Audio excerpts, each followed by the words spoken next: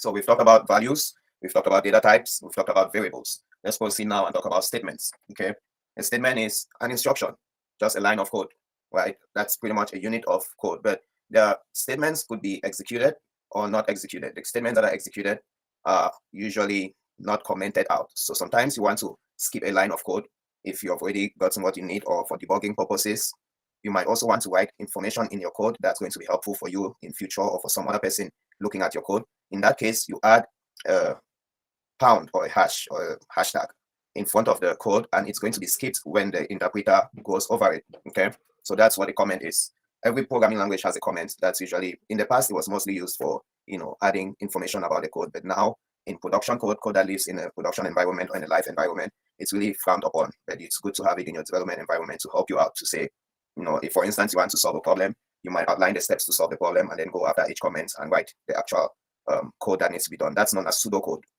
Writing code in your own words and then going in to use the programming language to actually write the particular thing that you're trying to solve, the problem you're trying to solve. So again, a statement, as you've seen, multiple statements that we've talked about today. Your statements, if you write them in the interactive mode, just like we've been doing in each of those cells, just like you can do on the console in Python using the Python, should I say the Python IDLE, the Integrated Development and Learning Environment. What happens is the interpreter reads it, it executes it, it displays the result if there's one, and then just loops back. That's what REPL stands for. Read, evaluate, print, and loop. Okay, so that's how you execute each line of code. But if you decide to write multiple statements or even one statement in a file and save it, that's still a Python script. So if you write print hello world or print your name, that is the Python script that has one instruction that's saved in the file. Make sure that your file ends with .py for Python. If that's the case, whatever happens when you execute that file, which contains a sequence of statements, the results are also going to appear on the console, one at a time, one after another. If you write a piece of code, let's go back in here. Oops, not there. All right. Let me switch back to the other screen. If you write a piece of code that says, in this case, we have mango, from, and so on. If I go ahead and do print from, and then I do print mango, oops. And then I do print, say hello. Oops, that was the typo right there.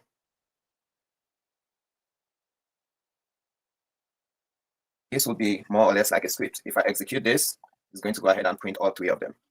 It remembers that from had 7 assigned to it. It remembers that mango had 21 assigned to it. And it also goes ahead and prints this. Does that make sense to everyone? And just like we said earlier, if we want to check what data type is in the mango, maybe we did not know, all we have to do is do type, and then we enter mango in there, because mango is a variable. Mango is holding the value that we have assigned in that space, in that container, in that memory location. If we execute this, it tells you mango is an integer. Question, Fabian? Yes, I have 2 questions here. Yes. One, you said REPL is read, evaluate, or what were the other 2 ones? So it's read, yes, evaluate, print, and then loop. So after it prints, it loops back and then it asks for more, because that guy is just hungry. That CPU is so fast, all it wants is that you should give it something to do. So it's whatever you give it, it's going to read it, evaluate it, give you the result, and then ask you for more input. Okay, given the example that you just did, yes, if you scroll, we know that we had defined the variable or assigned a value to the variable form, then mango in that order, right? But if we were to reverse and put print mango first, then from down, would it, that sequence, what is the sequence there? How does it read, like from top to bottom based on how you define it? I know with other programming tools, for example, say like Terraform, when you're defining AWS resources, Terraform is actually intelligent to know that, okay, I need to create this before this. You don't necessarily need to place them in a specific order, right? But in this case of Python, is it the same concept? Yes. Again, what you did here is, this guy comes into the bank and he says, I want you to take 7 and save it in this space. Another guy comes into the bank called Mango. I want you to save 21 in Mango. They are all located in memory. Memory can pick it up in any order. But when you come now and ask a question with the print function, you're saying, hey, print mango first. So we print from first, then print mango, and then print hello. Then it's going to do it in that order. That's why in here, I did mention that, oops, wrong one. The results would appear one at a time as the statements execute. Okay. Okay, so the first statement to execute, oops, I keep doing that. The first statement to execute is the print from. The next statement to execute is the print mango. And the last statement to execute is the one with the hello. Thank you. You are very welcome. All right, very good questions. Any other questions, anybody?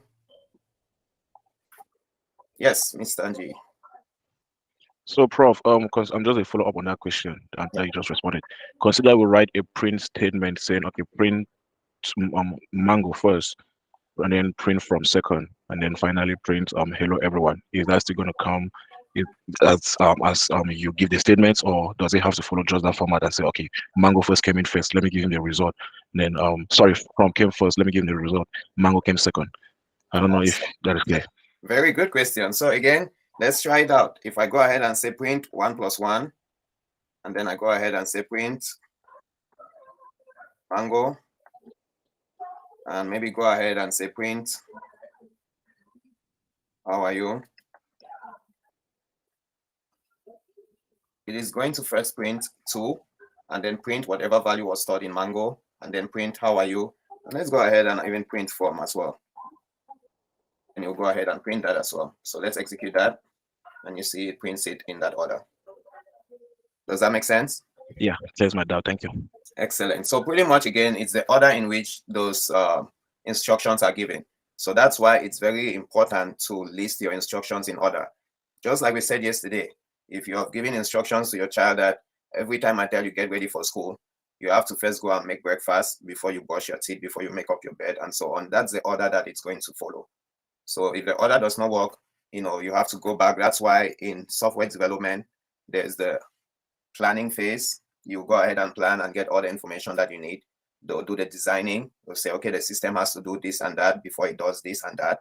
And then you go into development. After this is been designed, you develop it. And then those other guys that are quality assurance guys, they do quality analysis or quality engineers to come in and test it to make sure that what you want is what you're actually expecting back.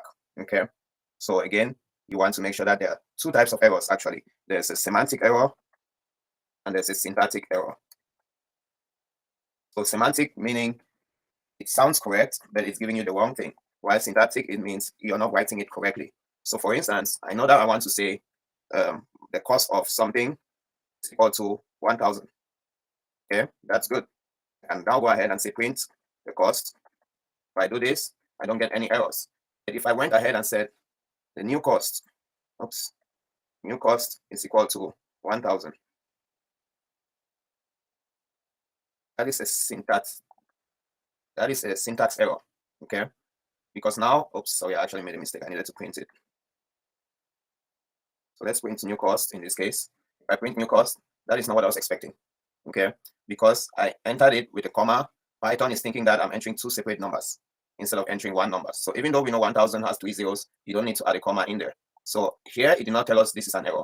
If I had another, let's say another cost, say it's equal to 1,000, and then I print another cost, this works just fine. So this is a good answer, and that is a wrong answer for this one, because if I went ahead and got this and I don't print it to see what my value is, tomorrow when I want to use that value, I'll get an error message, not knowing that that's because I had a comma in there. Okay. Again, if I had another value and say, let me put A in there and try to print it, it gives me an error. This is a syntax error. This is a semantic error because it doesn't do what we are expecting it to do. Does that make sense to everyone? Yes. So line 20, to solve that, would you wrap it in double quote or? Very good point. So to solve line 20, the question that Fabian is asking, should we wrap this in double quotes? That would definitely change the issue. It's not going to solve it though. So rather than me doing that, let me undo that and then let's try it in another cell. Let's say newer cost is now equals to, even if we do 1,000, 1,000, and go ahead and print newer cost. What do you guys think we'll get? Anybody?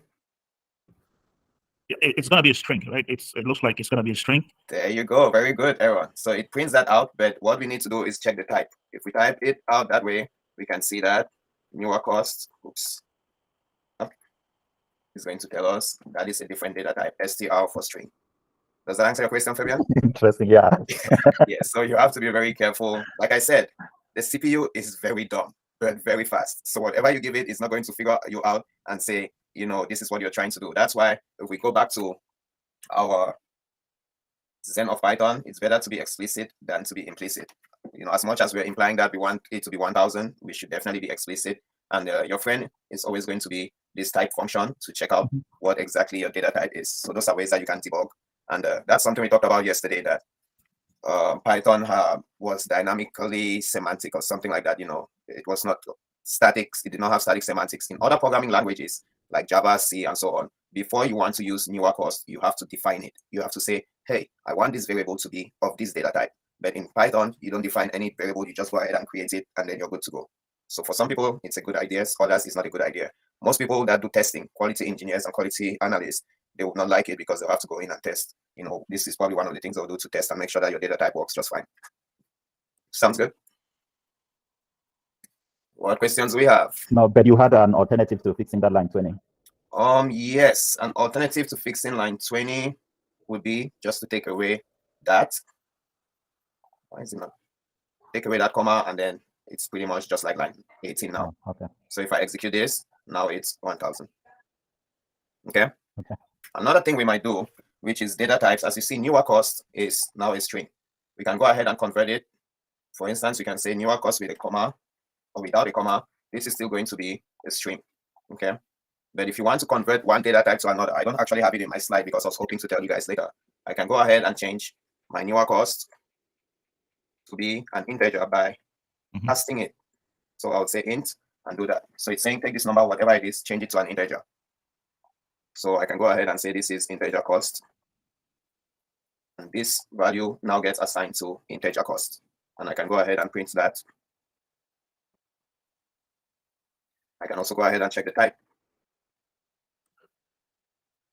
So again, 3 things are going to happen here. The first line is going to go ahead, take newer cost, convert it to integer, and assign it to integer cost. The next line is going to print that value within that container, within that bucket. The third one is going to give us what type is in there. So let's go ahead and execute that. You can see 1000 is now an integer. Oh God, you're making this whole thing really funny. That's good. That's good. That's good. That's the point. That's the point of us, doing it this way. So going back to our PowerPoint, we have seen a few things here.